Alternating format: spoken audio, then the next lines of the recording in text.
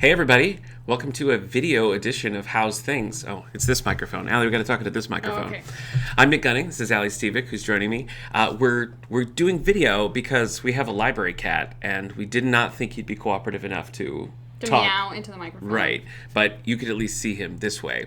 So we're going to dive into the podcast version in a minute, but that's just a little way of introducing what's going on. Should we get him? Sure. Okay. David. Allie's going to get him. Maybe he's going to come. Oh, I think he's coming. You'll hear the whole story about how we ended up with the library cat. But anyway, yes, there he is. Here he is. There he is, named David A. Meow, which I love. I can't get over that name. Named after our namesake, of course, here at the library. Okay, so looks like we're all good here. Let's pop over here. Also good. We got to remember to talk into these microphones when we're... Okay. Okay. Let me just get my notes up, and then we're good to go. All right. Oh, this mic. You ready, Allie? Yes, I am. Thanks for tuning into Howe's Things, a podcast and radio show from the David A. Howe Public Library, recorded right here in Wellsville, New York. I'm Nick Gunning, and I'm joined by... Allie Stevick. Allie, you usually do the intro when you're here, and I forgot. Oh, that's okay. I just launched it's fine. right into it. I don't want to hog all the intros. I just feel like I've taken it away from you. No, that's really And for okay. that, I apologize. Okay. Our theme today is maybe the weirdest and most loose theme we've ever done for an episode. Allie, what is that theme?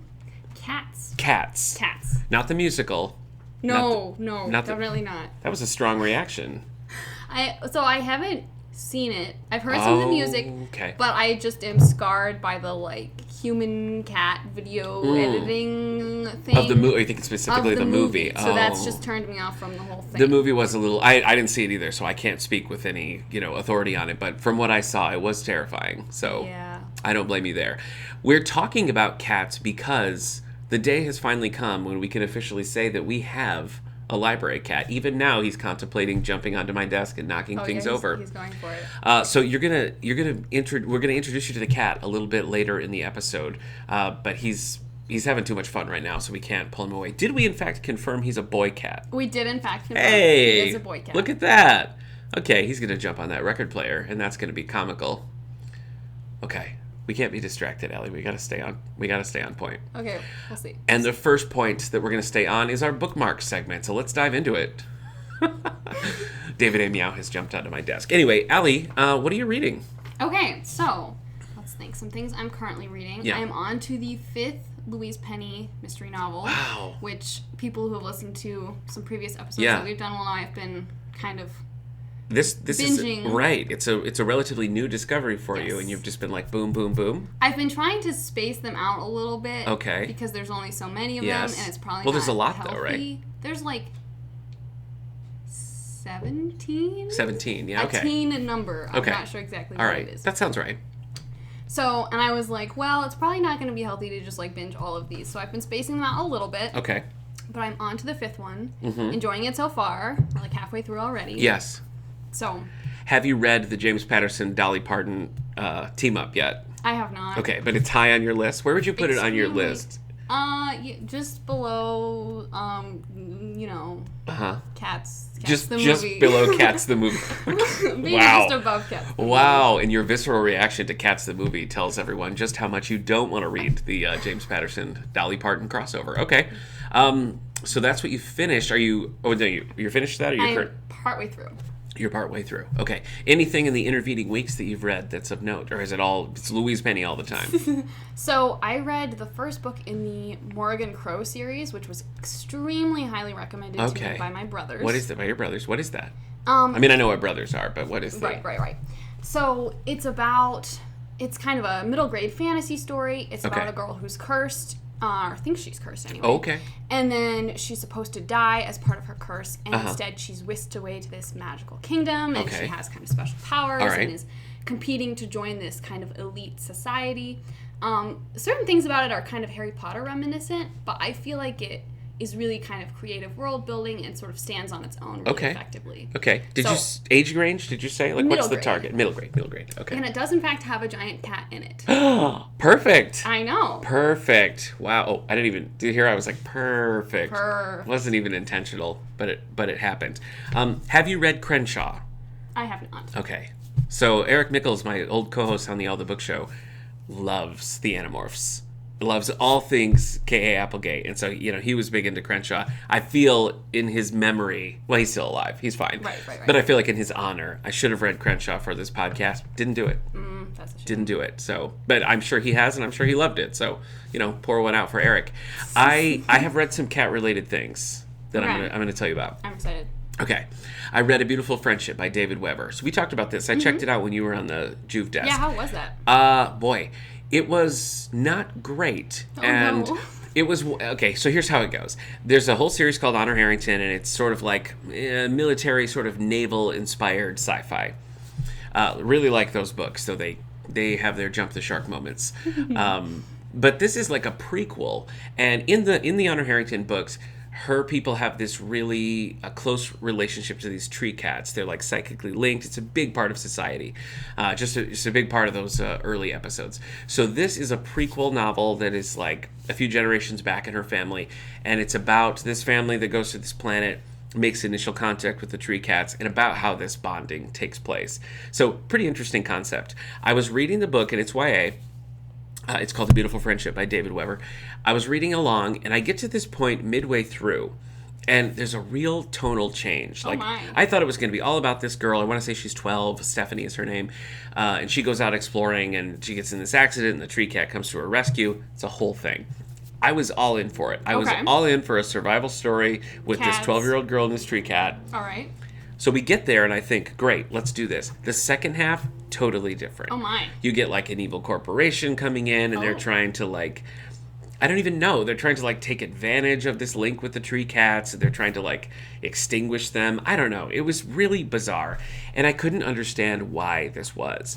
And so I was looking into this novel a little bit. Turns out there was a novella by David Weber called A Beautiful Friendship that came out in the 90s, and this novel, basically, he takes that novella and writes a second half to it years later. So that's why it's like kind of... Yes. It's one thing for the first half and one thing for the second. I feel like... I don't know how I feel about that. I feel negatively about it, Allie. I don't think that's the way to go. I don't think it's the way to go either. And from what I read, because I didn't go and reread the novella, but from what I read, it's a pretty close, like, I think he made some changes along the way to bring it in line. But it's mostly just like... Yeah, it's just a copy and paste, exactly. So I don't know. It made me not want to continue the series because I want to say it's a trilogy, right? I think we have 3. Like that. Yeah, that sounds plausible. For the first half, I was like, "Let's do this," I was all in. But if the second half is the more modern writing and maybe a more truer representative of what the trilogy will be like, then I think maybe I'm out. So you think maybe just kind of read the novella and call it a day? Yes. The Honor Harrington series, there's the main line of novels, and there's so many spin-offs, and there's so many anthologies of different writers coming in, writing within the world. It's a very rich world. If you've never read them and you're a sci-fi fan, I think at least the first 3 are great. Oh, David, he's right here. Yes, it's happening. Here he is. Hi, buddy. So the cat that we adopted, his name is David A. Meow. Also, just being upfront, I want you to know we have a psychic link as well. Do you? Mm-hmm. You and David A. Meow have a psychic link. Wow. Yeah. We did early on when we were having this conversation. I decided we needed to name someone to be the point person for David A. Meow. So Allie is our official cat czar. So we haven't changed her name tag yet, but that is officially part of your. It's part of your title. Right, absolutely. It is part of your title. Anyway, so I read that, and yes, exactly. I would say if you're interested, go find the original novella, which is collected in one of the collections of novellas and short stories. I like that. In other cat-related news, I read Catwoman Volume 2 of the Ed Brubacher. Starts with as a Darwin Cook illustrator. You're probably not familiar with this Catwoman run. I am not. Darwin Cook has the late Darwin Cook, I should say, had a very 1950s aesthetic to it. Okay. The look of the cars, the look of the people, Catwoman's styles, Catwoman's costume, are just really reminiscent of that time. The stories aren't really set in the 50s. They have a modern setting, but that aesthetic really sets a tone That's kind of cool. that I like very much. Mm-hmm. So there was a standalone graphic novel called Selena's Big Score, which I read years ago, and then just sort of continued the series.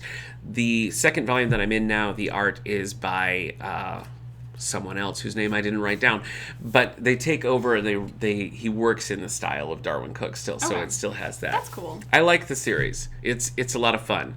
I've been in a bit of a Catwoman mood because of this conversation and because I saw the Batman, but we'll get into that in a minute. Elsewhere, I read a book called 123 by Lori Frankel. Have you heard of this? The name Lori Frankel is familiar. Okay, this is, I want to say, is her second novel, and the first one did pretty good as well. We read this as part of our DEI book club for the system. So we talked about this. What this is a small town where there's not nuclear waste, but there's a factory that is putting off a harmful byproduct, and it's pretty much destroyed this town. Okay.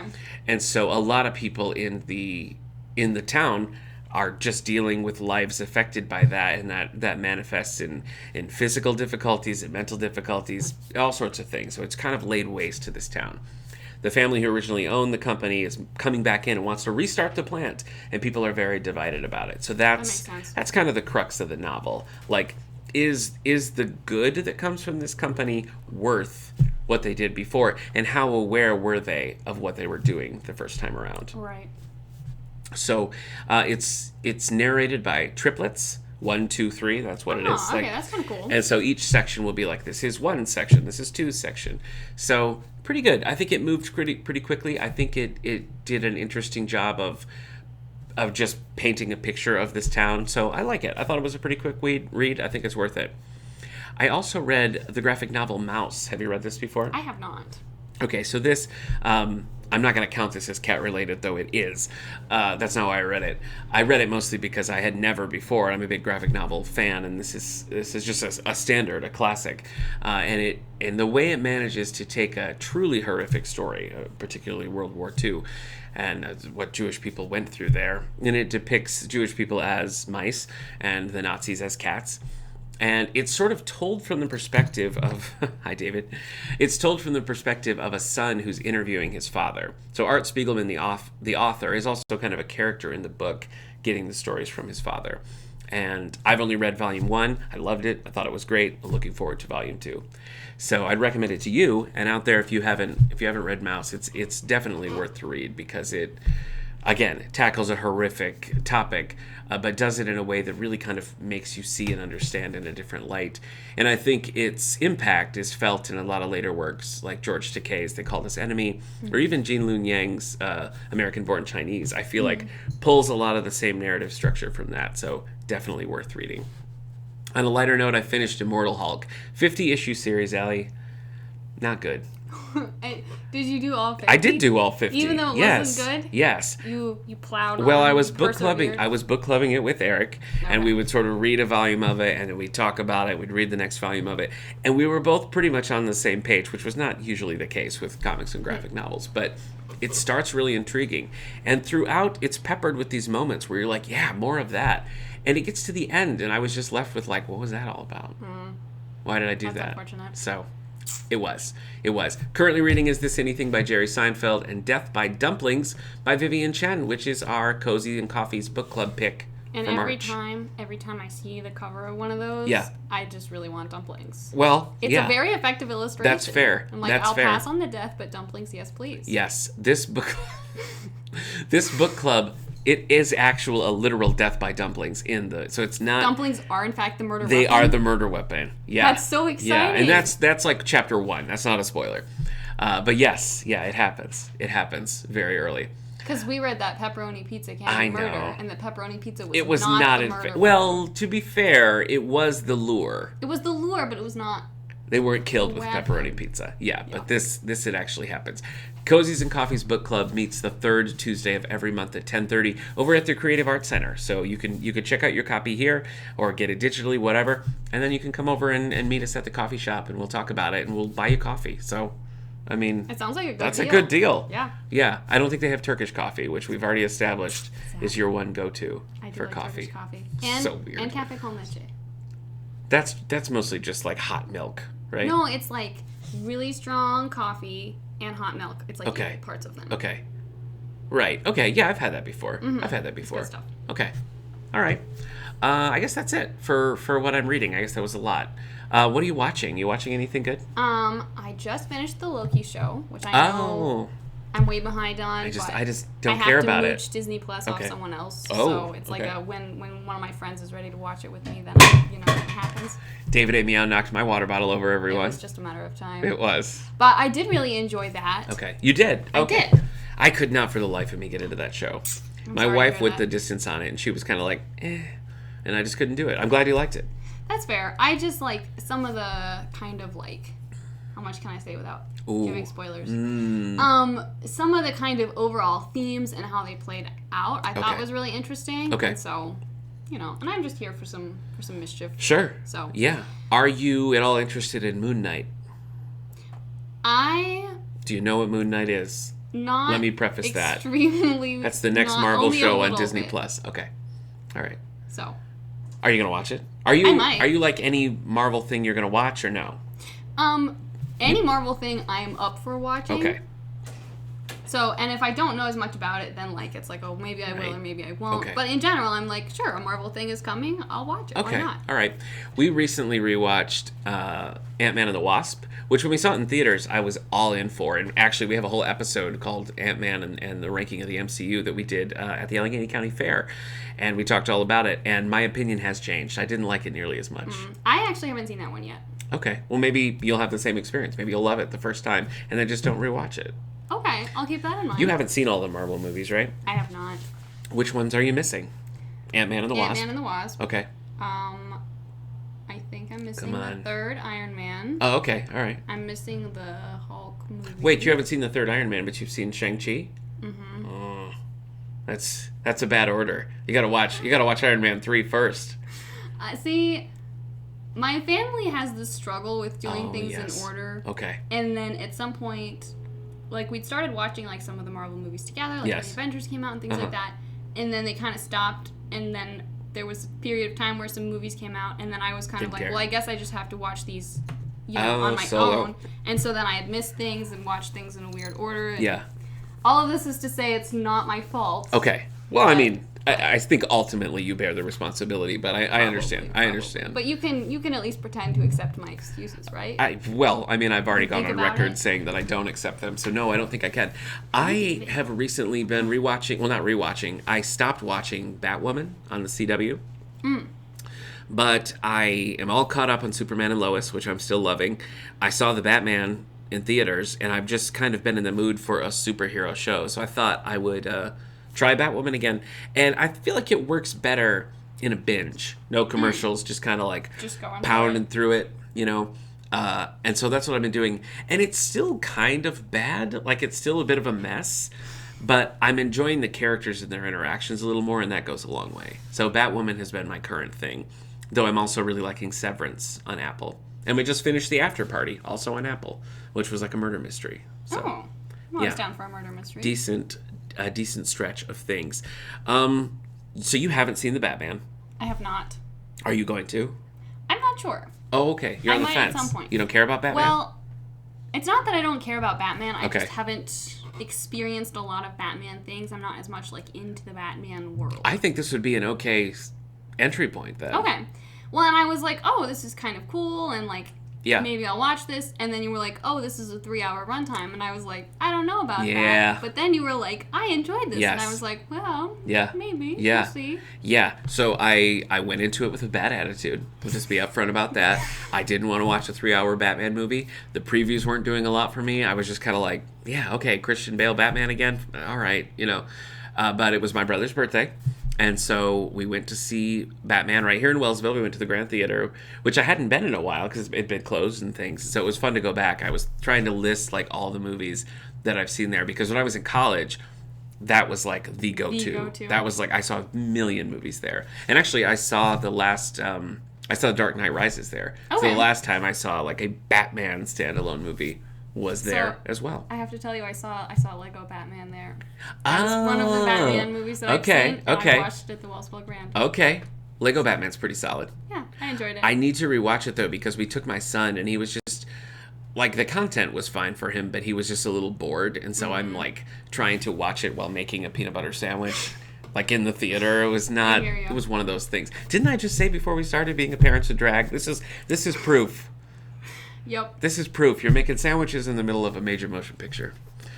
Yeah, so anyway, but as far as the Batman goes, I did have a bad attitude about it. I didn't feel the 3 hours. And I'm notoriously impatient in movies, messing with the seats, looking at my watch, and I was glued to it. Awesome. I really liked it. I think that it very successfully goes for a noir vibe, and I think a lot of movies, if they're dark, they say it's noir, and it's not. But it really was. You know, like the mystery element was there, just the depth of the characters was there. Really good representation of Catwoman. I liked Colin Farrell as the Penguin. There was good action scenes, but it wasn't all action. I really liked it. I've seen some people out there saying it's terrible. It's not like Batman at all. I've seen some people saying it's the greatest Batman movie ever made. And I don't know that I would go to either extreme, but I would rate it pretty high. So, alrighty. Interested to see what you think when the day finally comes. Anything... Don't hold your breath. It might be a while. Oh, really?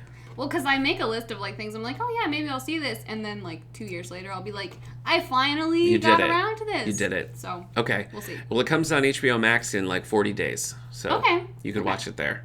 Good to know. I think it is suited for the theater, but I think you'd be fine watching it at home. That's fair. Well, because I feel like I am more likely to be sure, I can watch a long movie at home, rather than going to the theater. Mm-hmm. I don't know. Okay. That way, I'm if I need to pause it and get up and do something and whatever, make myself a sandwich in the middle of it. Yeah. It's not in the theater playing. So. Right. Okay. Yeah, and if you have to make a sandwich for a child, you definitely want a pause option. Yeah, absolutely. You want a pause option. All right. Anything else for the good of bookmark? Let's see. I read, for the sake of this podcast, this Cheese Sweet Home. Cheese Sweet Home. Okay. By it looks cute. Konami Kanata. Graphic novel? It is pretty cute. Yeah, it's a graphic novel. Okay. Because I was like, let's find some things about cats. And they were like, oh, there's this series of graphic novels about cats. Okay. And it's about a little kitten who runs away and is rescued by this family who have a no-pet apartment. Uh-huh. So that goes about how you would expect. Uh-huh. But it's pretty cute. It's not the best graphic novel I've ever read. But it's a fun time. Okay. So funny? Was it going for a funny vibe or just a pleasant vibe? I think somewhere between funny and pleasant. Okay. Speaking of pleasant, David A. Meow is just living his best life laying here in front of us. He finished the exploration of my office because he's never been in here before.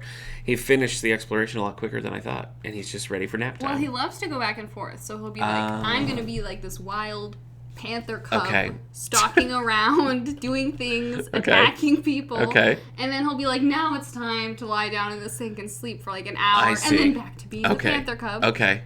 All right. So a little bit of both. All right.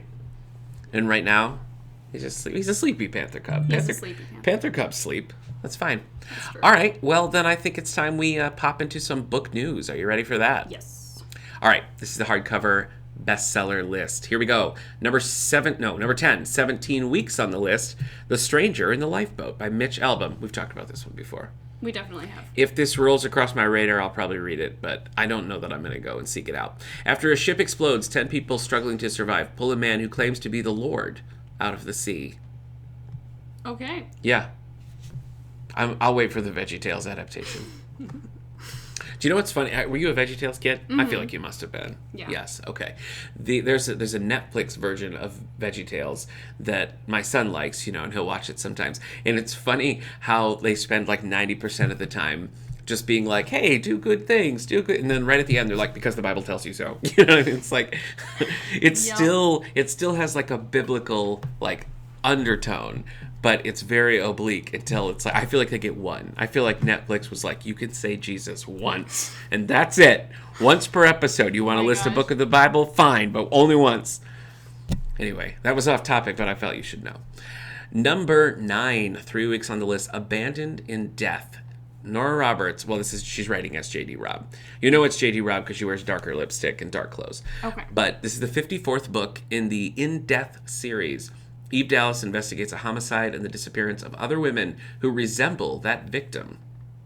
I'm going to say that's not a great title.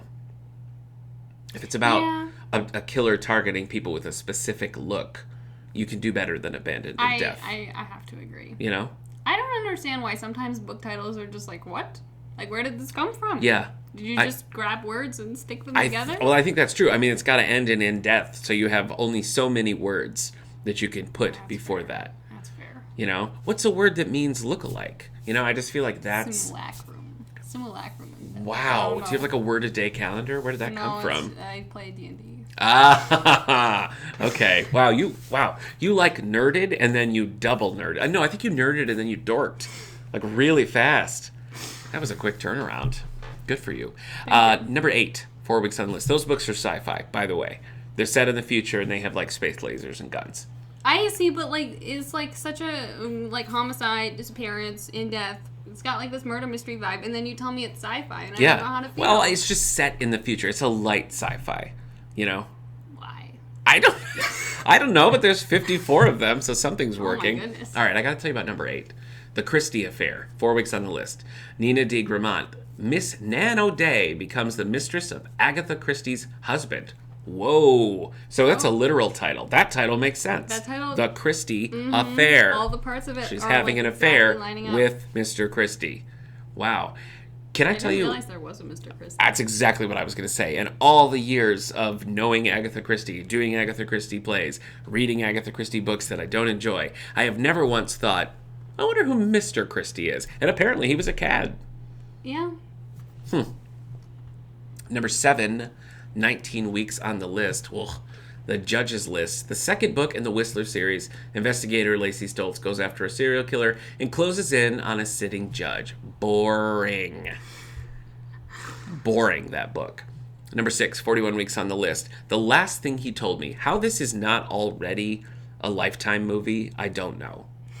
Because it's just boring for it. It's everything but stage directions in this book. That's all you need to make it a Lifetime movie. Hannah Hall discovers truths about her missing husband, but does she? That's my question. It's not. And bonds with his daughter from a previous relationship. I mean, I guess that's technically true. Number 5, 9 weeks on the list. The Maid by Nita Prose. When a wealthy man is found dead in his room, a maid at the Regency Grand Hotel becomes a lead suspect. Okay. Sure. Usually the butler did it, so this is kind of a... This is a different... It's a twist on that. Number 4, 21 weeks on the list, The Lincoln Highway. You know, I was on the desk yesterday, and somebody was returning this audiobook. Couldn't say more good things about it. Loved it. Awesome. 2 friends who escaped from a juvenile work farm take Emmett Watson, not Emma Watson. That would be a different... That would be... Take Emmett, with a T, Watson, on an unexpected journey. Not The Hobbit either. But Emmett Watson on an unexpected journey to New York City in 1954. See, now I really just want to see Emma Watson starring in The Hobbit. I don't know exactly how that would happen, but I would watch it. Yeah. Who would she play? There are like no women in that book. That's the problem. Just do like a gender-swapped version of The Hobbit. Yeah, and when they added Toriel in the Hobbit movies. That was not a popular choice. I've only seen the first of the Hobbit movies. Well, light spoilers for the Hobbit trilogy. She starts cool and strong, but by the end, she's just like, my love is so strong. I love my love so much. And I'm just like, why would you go to the trouble of adding like a strong female character? I'm using quotes because she doesn't end up that way. And just have her be like all mopey about the man she loves. What are you doing? It seems really like just unnecessary. I agree. And it's awkward. I don't even think it's a good, like, it doesn't really even fit story-wise. It's just like, I guess she's into this guy now. Anyway, number 3, 64 weeks on the list, The Midnight Library by Matt Haig. Did you read this? I thought you were reading it. No, but I love the title. Okay. I don't know what it's about, but I'm already here for it. Well, I'd love to tell you. Nora Seed finds a library beyond the edge of the universe that contains books with multiple possibilities of the lives one could have lived. That sounds kind of cool. Do you have any sliding door moments? You do, because when you took this job, you had 2 very wildly different options ahead of you. So what would your life be like if you took the other one? I would be in much better shape. Oh, physically? Yes. I see. That's okay. I thought you meant like emotionally or something. No. I was like, geez. No. Wow. Okay. No, I was just thinking to myself last night how little I've been exercising. Oh. We can blame it on the fact that it's winter. All right. But so there would be that. My son is taking jiu-jitsu here in town. I think there's room in the class if you... See, and I think about that like at least weekly, and then I'm like, but do I have time for that? And that's about as far as that goes. I think what really the matter is I just decide to spend all my time reading instead of exercising. Yeah. Yep. Audiobooks. Just get an audiobook and go practice your jiu-jitsu. Do you ever do Tai Chi? I don't think I have. Okay. Well, that's fine. You know, I saw that class happening on the lawn in the summer, and I was like, that looks like fun. I know, yeah. I was tempted to just, like, run out halfway through and be like... You should go out there. Yeah. Number 2 weeks on the list, House of Sky and Breath. Kate, children's librarian, your colleague, Kate, loves Sarah J. Maas, so I'm sure she's read this already. The second book in the Crescent City series, Bryce Quinlan and Hunt Althalar. Oh, I got tired just saying that. Must choose to fight or stay silent. It's one or the other. You can't do both. You cannot do both. Yep. All right, and finally... I can silently fight. Really? Just be like a little ninja.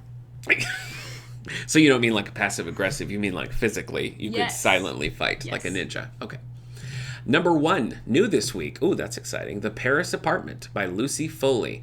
I know that name. I do not think I've read a Lucy Foley book. I know for a fact I have. You know for a fact. Okay. Jess has suspicions about her half-brother's neighbors when he goes missing.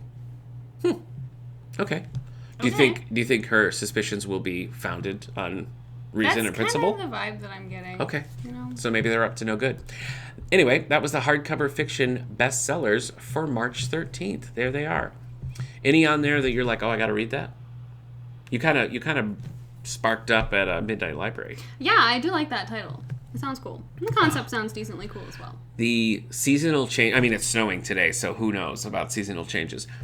I get the worst allergies when it changes, and now I feel like everybody's going to think... Every time I have, like, the sniffles or a cough or something, I feel like I have to announce to the room, like, I do not have the coronavirus.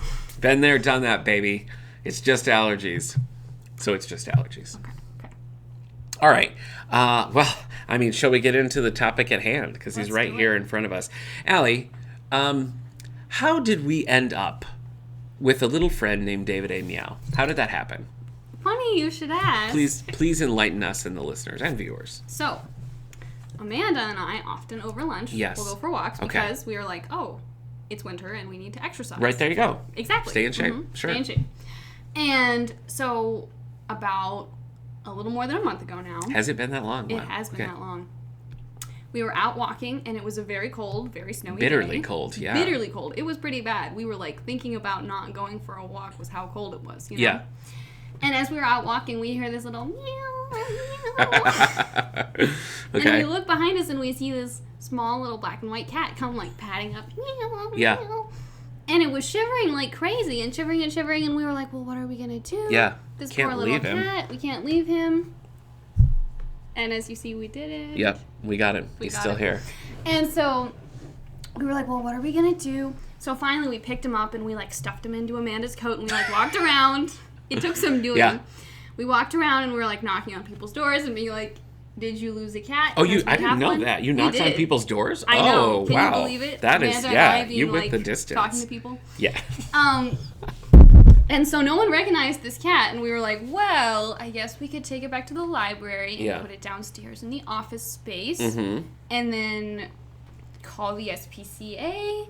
Yeah. And so, but in our hearts, we were like, but what if we could keep this This cat? Was your plan all along, this was to keep this cat. So we came back, and we called Nick, and we were like, hey, we have a cat. Mm-hmm. And then we were like, by the way, what if we keep this cat? Yeah. And how did that go for us? I mean, he's still here. There you go. So we did all the responsible things. We made calls. We posted it on social media. It was shared 1,000,000 times. We had a few people who were like, maybe that's my cat. No, it's not. So then we still had David A. Meow, and what are we going to do? You know? We can't just shut him out into the cold. Absolutely Fun not. fact, one of the cats that lives at my house now is a cat that I found in a very similar way. It was a cold, rainy day, and I saw a teeny tiny little kitten under a stairwell, like trying to stay out of the rain. No other cats around, no obvious places where like a mother would be, just a cat alone in the world. And so it took a long time coaxing him out from under the stairwell. And then we took him home and we were like, what are we going to do? He hung out in this office for quite a while. She. Did she enjoy exploring it? She did, but she was tiny. I mean, she was much smaller than David A. Meow. She climbed into a coffee mug at one point and overturned it. Classic stuff. He does that with my trash can. Okay. Mm-hmm. Yeah, well, that's less cute. Yeah. So then we took her home, and we just kind of isolated her in a room because we had other cats and dogs, and a tortoise and a bird, but that's not relevant to the conversation. That feels relevant. Well, I guess, sure. And so then we took her to the vet and did all the things you're supposed to do. And we're like, I guess we got another cat. She was super rascally when we first got her. And because of that, we named her Elfie after Alfalfa from the Little Rascals. And she resides with us to this day. So I couldn't take home another stray. Eric also took home a stray from this library. I feel like there's just something going on here, some law of the universe. Yep. And cats will appear and need to be rescued. If anybody remembers when that happened, Blanche is doing well. So, she's out there living her life with Eric in North Carolina. So, so then we were like, what are we going to do? So I talked to the board about it. We talked to the staff about it, made sure everybody was down with having it. Everyone was very down. Yeah, I was like, what do you think about? And they were like, yes, yes! So that's pretty much what happened. It didn't take a lot of convincing. And we ended up with David A. Meow. And I just, in a group text at one point, I think we were like, let's keep him, let's name him David A. Meow. And I think it was your idea. That just happened. We were all like, well, if you'll let us keep this cat, we can name it whatever you want. But also we thought it was a good name. Well, so, thank you. Yes. And so, we have David A. Meow.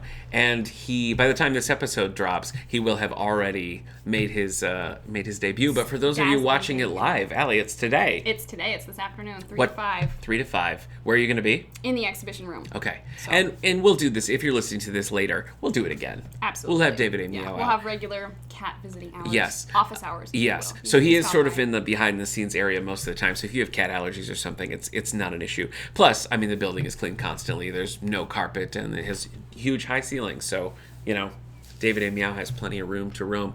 I had a early morning board meeting the other day, and I hear this little bell, and I look down, and David A. Meow had somehow escaped and walked into the board meeting. So he had something to contribute. Yeah, he did. He asked. Like, it's burning on my heart. He asked to be. He asked to be on the agenda. Yes. He wants salmon. So. We'll take it under. The motion carried, so I guess he gets salmon. What's your history with pets growing up? Did you always have pets? Did you never have pets? We had 2 cats growing up for most of the time that I can remember, and I've heard legends that there were fish. Oh. But I have no memory of them. Mm-hmm. I don't know if I wasn't alive or if I was just a wee baby. Okay. Apparently they were named Hack and Pack, courtesy of my older sister. That's cute. Mm-hmm. Is that from something? No. Oh. I think she was just like Hack and Pack. Hack and Pack. I mean, it rhymes. Fish. I like that. And we did have frogs for a while. Frogs? Frogs. Huh. Okay. And I did have a crayfish growing up. Okay. Which was also a lot of fun. Huh. Finally escaped out of the tank, and we never found it again, and moved out of the house. So as far as you know, he's still alive and just... Absolutely. I'm sure that's what happened. I like to think it is. But mostly the 2 cats. Okay. So, which we haven't had for a while, however. And so it's nice to have another cat in my life. Now sleeping in the sink. Yeah. Okay. Now, let me ask you this. How does David A. Meow rate to your other pet relationships? How would you rate him as a cat? He's a lot more energetic. Okay. Or at least then the cats were kind of at the end of their lifetimes, because by that point they were like, I'm old and I just want to lie down. Right. And David's still kind of a kitten. The vet told us he's about 6 or 7 months old. Okay. And so he still likes to run around and he's rambunctious. Trash cans. Yeah. And yes, he's a little more rambunctious. Okay. I didn't have a lot of pets growing up. My mom was usually allergic, so we didn't have a lot. I always had fish. I had a fish named Dr. Fate, who lived for years and years, named after a DC Comics character because he has this fin down the back of his head, and my fish had a very prominent dark fin up there. So Dr. Fate lived for a long time. And then when my wife and I first started dating, the first time I went to her house, I had cat allergies. Like as a kid, I had cat allergies, and I hadn't been around a cat in a really long time. So I went to her house for the first time, and they had several cats, indoor, outdoor cats, just kind of like roaming around. No big deal, right? Mm-hmm. It killed me. Like, I just exploded. I mean, my eyes, my nose, I couldn't see. It was horrible. So I had to, leave. And so this was, literally the first time I'd ever been to her house. It was, meeting her family and stuff. And they had to, it's like a rom-com moment. Seriously. I have to leave because of my cat. They had to, wheel me out on a gurney. So I ran back to my dorm room and, washed my face and stuff and took an allergy pill. And they, put the cats in another room and, vacuumed or something. And then it was okay. And I sort of slowly just acclimated to it not bothering me so much. For a long time, it was like if I was petting the cats and then I touched my face, it would happen again. But the cats we have are short hair, so that's a little bit different. So about 13 years ago, I think he's 13. When we first moved from an apartment to a house, we got a dog. And he seemed lonely when we had to go to work during the day. So we took him to the SPCA back when it was way down past Wellsville. Mm-hmm. And we took him there, and we took him into the cat room, and we just sat him down, and we would take a cat out of the cage and put it on the floor. And mostly it's a little bit like playing with fire, but okay. Mostly they would hiss or they would run away from him or whatever. And then we got one orange cat out, and my wife going in was like, I don't want an orange cat. That's the only thing. I don't want an orange cat. Why this bias against orange cats? I don't know. And she's since changed her ways. But we took this cat out, put him on the floor. He went down, nuzzled Arbuckle, the dog, and just like sat with him. And we were like, wrap it up. We'll take this one, you know? And so Fry is going strong. And then we also have Alfie, who was the cat that I found here in Wellsville. They get along pretty well. And then we have a dog named Meredith, who my wife, this is another... So my wife has always wanted birds, right? Okay. So we got a set of parakeets. One of the parakeets died. Oh. And so parakeets are very social, you know, and so usually you should have two unless you're going to, like, really get in there. And so she was looking, I think, on Pet Finder or something, to find a replacement parakeet, and we ended up with a pit bull mix. Okay. I feel like that's a little different from a parakeet, but Doug, the surviving parakeet, has no feelings about Meredith the dog. So it didn't really work in that way. But my wife loves this dog more than she loves anything. Maybe we'll say she loves. Jury's out. We'll say she loves me and my son, and maybe chocolate and maybe coffee, equal to the dog. Okay. All of those things are equal. We accept it. And then I also have a tortoise whose name is Nelson. My son has a fish whose name is Reuben. And then Doug, still kicking.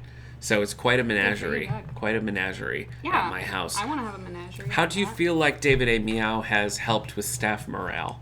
I feel like he's definitely improved staff morale. Every time I walk into one of your offices, so in Allie and Kate's office, he's usually asleep in the sink when I walk down there. That sink. He's just curled up perfectly in there. When I cross the hall and go into Amanda and Daphne's office, if he's over there, he's more than likely strewn out on Amanda's desk. She had to, like, clear a spot for him because he was just, like, flopping his cat body right into the middle of her work. But that's usually where I see him most of the time, in one of those two places. He does also love to lay on my keyboard. So I'll, like, open it up and be like, I'm sending emails. And he's like, I'm going to come flop dramatically across your keyboard. I think it's kind of warm. And so a number of times he's, like, sent messages to people. It's like ++++3 colon dash. And I'm like, love David. Right. You know, greetings from David. Right. So. Huh. Okay. So if you ever get a really weird message from me, it's probably from David. Okay. Yeah, we'll go with that. That's good to know. I know you were reading we both had been reading cat materials because we're in the cat zone. Tell me some of the cat books that you've discovered. Okay, so as mentioned, I did read the first volume of Cheese Sweet Home. Yes. I tried to read Da Vinci's Cat by... Wait, hold on, let me look. Okay. I've got it here. Yeah, take a look. Catherine Gilbert Murdoch. I was like, yeah, I'm going to read this for our podcast. Yeah. Oh. Yeah, that didn't really happen. Is it bad? It's not terrible. Just the first...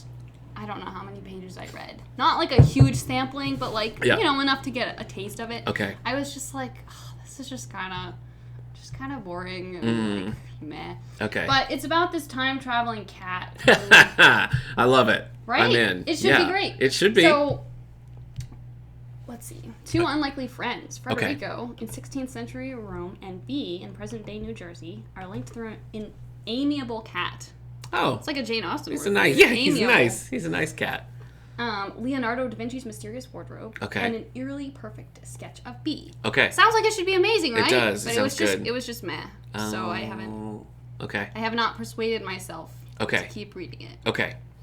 I read 4 small, I would say novella-length books based on your recommendation. Yay. And that is the Cat Wings series by Ursula K. Le Guin. So good, right? They were good, yeah. When we were first talking about this a while back, and we were talking about what cat books, you said, there's these books about these cats who have wings for reasons. And I feel like that's a pretty good explanation, and that's all we really get. It's like, they have wings. Deal with it. There they are. Like, there's so little explanation of it. It's just, like, very matter of fact. Yeah, these cats were born with wings. It is unusual. What do you want? But, like, we're not going to tell you anything about why. And most of the people that they interact with are kind of like, that cat has wings. Yeah. Okay. All right. I mean, I think as far as like just like aeronautical mechanics, I don't know if that would work. I feel like they would have to be large wings. Probably larger wings. Yeah. Which the illustrations on the covers are like kind of smaller wings. They're kind of like pigeon wings. I feel like they're not great. They're very cute though. They are cute. So I was trying to. They don't seem like they have feathers. They're fuzzy cat. Like, right? They're not feathers. Aren't they fuzzy wings? I don't know. Huh. Because I feel like it discusses this at some point in the book. Okay. I feel like maybe they have feathers, but are also kind of fuzzy. Oh. Did you see the Pete's Dragon remake? Live action with Bryce Dallas Howard? It was recently. Well, no, it wasn't that recently now. You know, within the last 10 years or so. I really liked that movie. Great soundtrack, great score. Just really good, sort of like evoked a lot of like nostalgic feelings. Not because of the original Pete's Dragon, just the kind of movie it was. I was like, yes, I love this. But anyway, the dragon. Like a bridge and there's cars and something. Yeah. Okay, yes. Maybe I did see this. Okay, the dragon in that is like a fuzzy dragon. I guess because that's cuter. I don't know. But he's a fuzzy dragon. And I was thinking about that with the cats. Because it also has wings. I was kind of like, so maybe it's fuzzy like that Pete's Dragon. But I don't know how I feel about the idea of fuzzy wings. That just feels... Like, if it's like cat wings, it's okay. But I don't know how fuzzy wings... Fuzzy dragon wings? That feels a little uncomfortable. It doesn't sound great. I don't like that. It doesn't sound great. So the cat wings, I guess I read the first two just by myself. And then the second two I read aloud to my son. And he was pretty into it. Nice. He also didn't question it. You know, because you kind of get at least the characters or the cats involved being like, wings, weird. But by book 3 and 4, which are almost like spin-offs, really, they're just kind of like a totally part of the world. And he wasn't like, why do they have wings? He was just like, okay. Yeah, these cats have wings. Next, you know. So those were a big hit. I'd never heard of those in my life. And in fact, I've never read Ursula K. Le Guin. Oh, really? Before that. Yeah, so these are like my introduction to her. And it is an interesting introduction. I liked it. That's good. How did you come across these books? When I was a kid, how did I come across these? I feel like my parents knew about them or discovered them somehow and were like, oh, we think you'll like these. I think they got me like a box set of them for one of my birthdays, actually. Oh. And so I was like, these are great books. And like I remember like being sick on the couch and my sister reading them out loud to me. Oh, okay. So all right. We go way back. Pretty good overall. What else have you been reading or what's on your list did you find that was cat appropriate? Well, I made this whole list. Okay. Because I didn't find one that I liked. I was like, I'm going to search a list of cat books. Look at that. And they were all like... original work here from Howe's Things. Yes. So this is the official Howe's Things list of books. Wow. Okay. Okay. All right. We have Time Cat by Lloyd Alexander. Love it. One I did read as a kid. I love it. Also a time-traveling cat. I did, as a child, write a time travel novel called Time Fox, in which I was the protagonist, and my best friend Dan Fox, was traveling through time trying to mess things up. And I had to travel back in time to stop him, and I teamed up with President Millard Fillmore. No cats involved. What about foxes?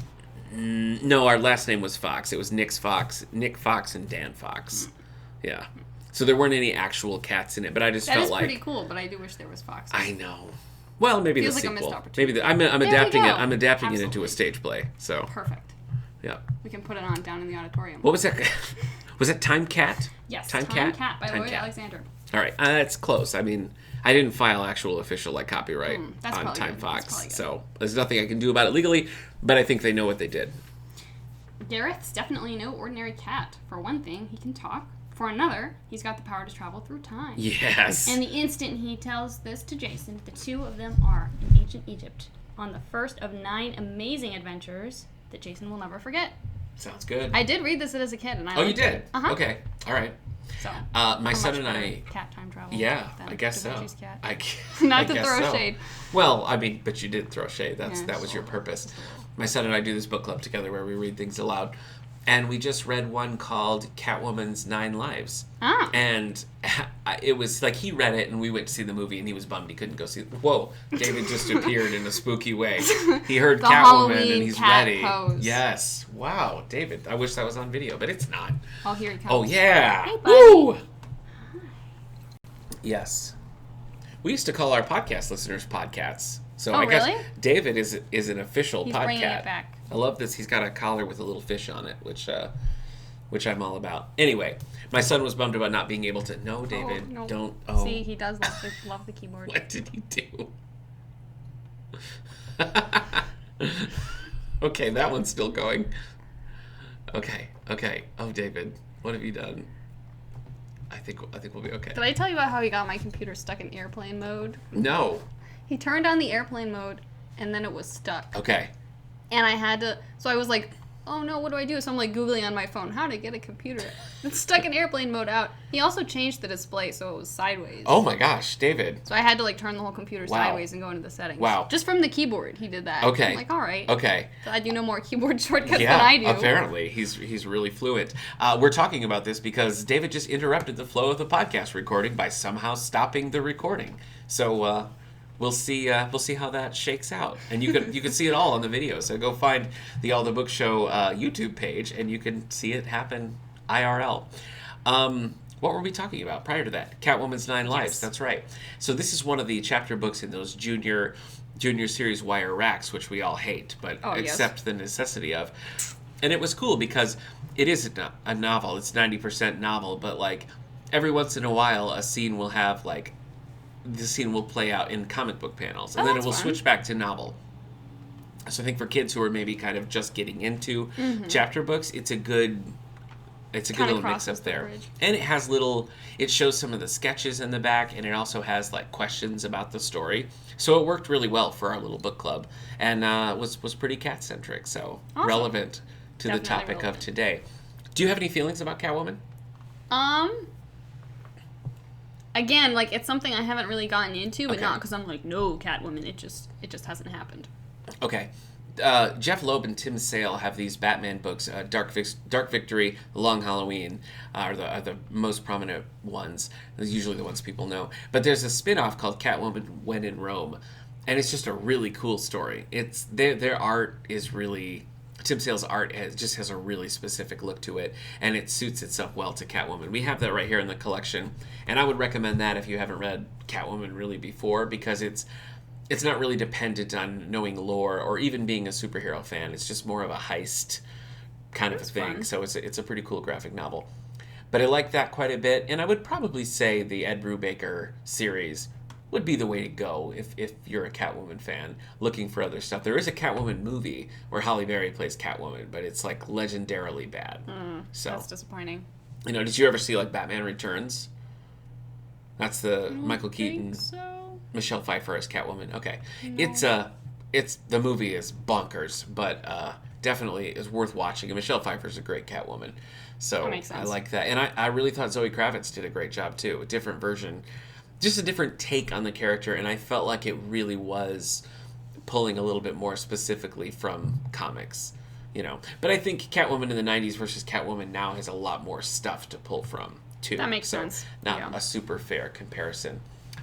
In the Marvel world, there's Black Cat, Spider-Man villain. She has a couple of standalone series. There's one with her and Wolverine called Claws, which I remember liking back in the day. And then more recently, I read Claws 2, and it was horrible. So maybe Claws 1 is also bad, and I just remember it as a teenager.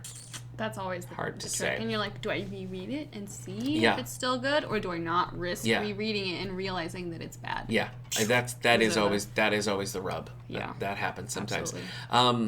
Elsewhere in the Marvel universe, Captain Marvel, of course, has her Flurkin cat. Yes. Chewie in the comics, Goose. It's Goose in the movie, right? Mm-hmm. Yeah. Which is always Or no, fun. Wait, is it the other way around? Oh, no, I don't know. No, I think you're right. Okay. You're right. All right. So yeah, everybody loves a Flurkin, so that's good.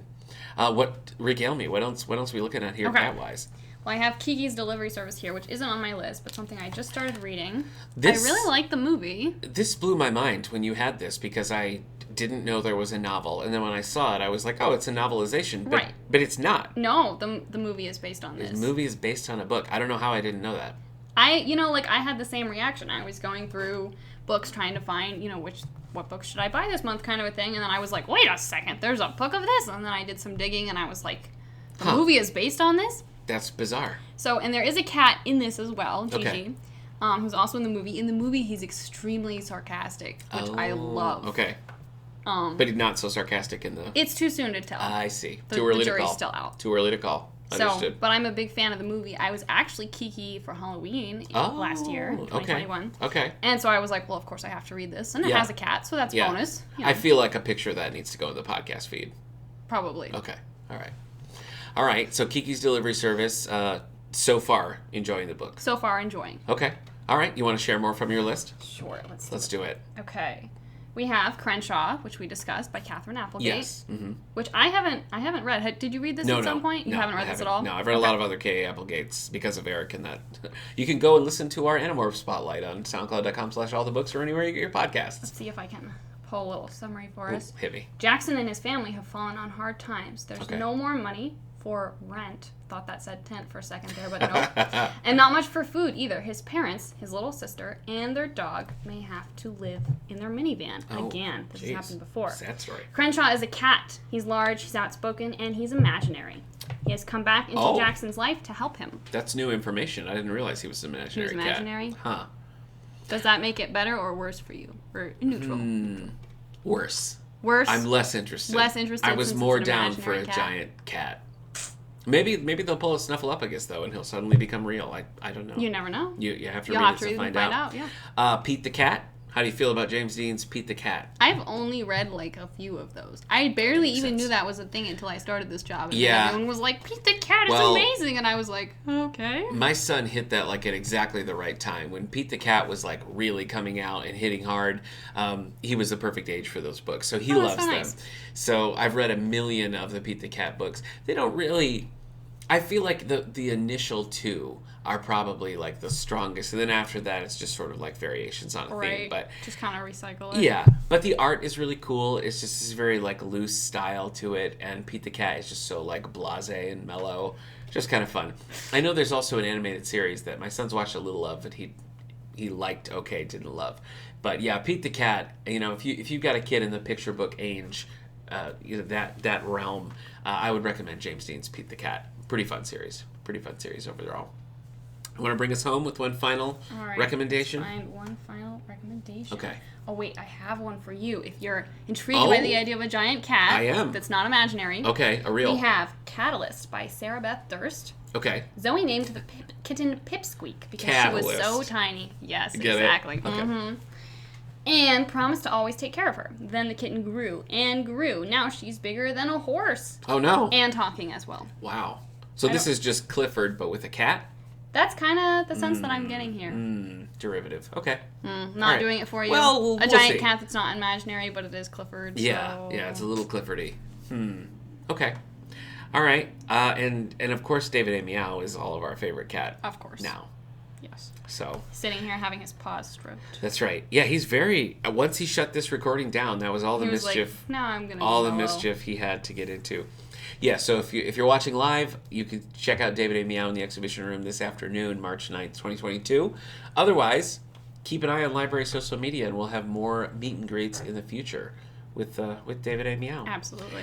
Anything exciting coming up for the hip kids out there who want to come hang out with you? I could tell you that we have a big library-wide event coming up with best-selling author Susan Wiggs coming down. Susan Wiggs, born in Olean, took music lessons here in Wellsville. She's going to come do a talk and a book signing here at the David A. Howe Public Library on April 8th. This part is National Library Week. The Friends are throwing a ticketed reception afterwards, so free to come to the talk, no charge for that. If you want to stick around and have hors d'oeuvres and drinks and things afterwards, you can get a ticket right here at the front desk, and that's, again, sponsored by the Friends of the Library, so we thank them for that. And she'll be in Olean the next night, so if you can't make it tonight, pop over to that night, April 8th, pop over April 9th to the Olean Public Library, where you can catch her there at the Old Library Restaurant. What do you got?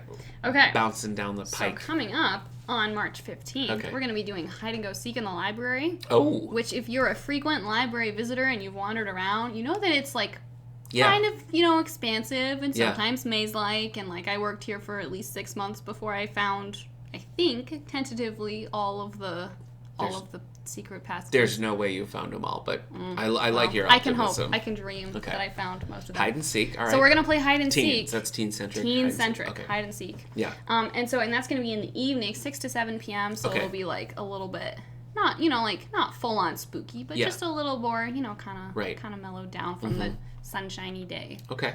So I'm looking forward to that. thinking about my hiding places already. That's exciting. All right. Allie and I are going to be doing a graphic novel book club. You just heard that she doesn't care so much about Batman, so we're going to read a Batman graphic novel. It's nothing personal against Batman. Yeah. It just hasn't happened yet. So now it's going to happen. Maybe it will. So we're going to be reading Frank Miller's Batman Year One. There are several copies in the system, so we can get you one. Or if you have your own, you have the app, whatever, you can do that. And we're going to be doing this with a digital option as well. So if you're listening to the podcast from far away, but you want to join Allie and I for the book club, just send us an email at allthebookshow@gmail.com. That's allthebookshow@gmail.com. Or you can, send us something on Twitter, allthebookshow, or Facebook at David A. Howe Public Library, and connect, and we'll get you set with that. That's coming up at the end of March, so keep an eye out for that, March 2022. Boy, with that, I think we're going to wrap it up and get this cat back to his food and water dish. Back to his sink where he can sleep. back to if we're being honest. Back to his sink, exactly. Allie, thanks for joining us. David, can we get you on camera again? I know he's so tired. Such a sleepy kitty. Here he is. There we go. He's not happy that I did that. All right, David, go back, enjoy yourself. Allie, I'll see you next time. All right, thanks for having me. Bye, everybody. Okay, we did it. And David was pretty well behaved. Almost too well behaved, I would say. Like, I was expecting definitely a lot more. A little bit more mayhem. Yeah, let's see. Oh, we were really light on the cat puns, and I do apologize for that. I feel like we were remiss in not doing more cat puns. So, all right. Well, so long, Twitch and YouTube. Thanks for watching along. See you later.